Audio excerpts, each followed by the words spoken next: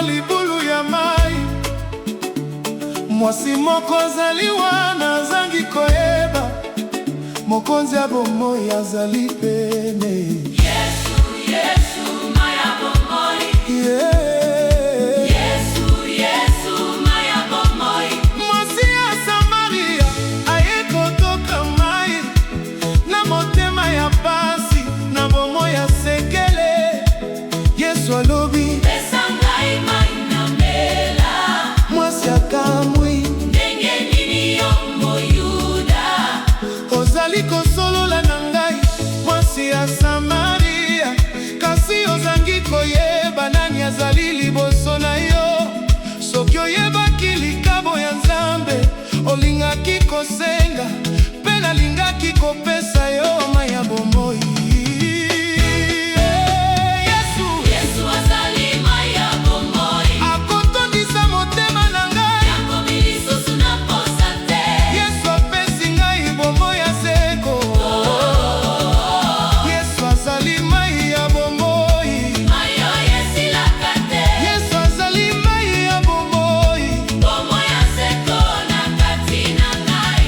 Mwasi alobi pesa ngai mai wana, mpo nazonga lisusu awa te. Yesu alobi benga mobali na yo. mwasi alobi nazali na mobali te.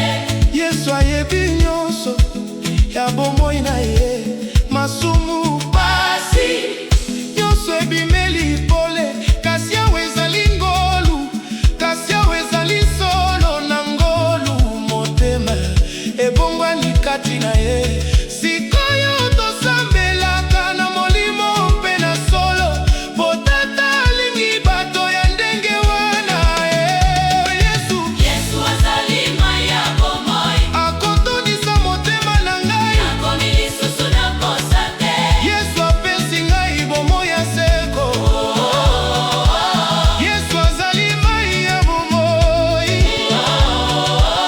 Yesu azali mai ya bomoi.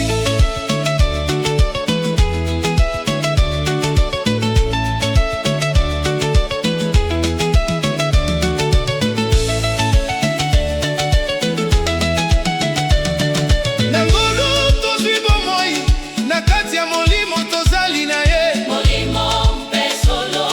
molimo mpe solo. Nzambe azali koluka yo lelo, motema na yo epai na ye.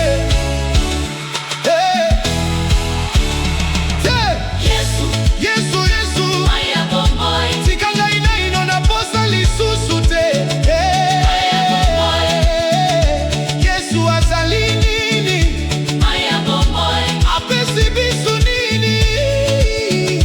mai ya bomoi.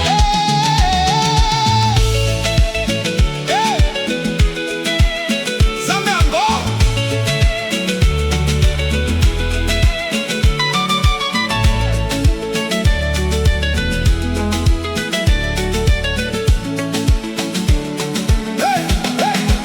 Nzambe yango Nzambe yangolu Nzambe yangolu nzambe ya ngolu. mwasi ya Samaria azwi bomoi, nzambe ya ngolu. biso nyonso tozwi ngolu. Yesu babongoli bomoi. Yesu azali nzela, Yesu azali solo, Yesu azali bomoi. Hai!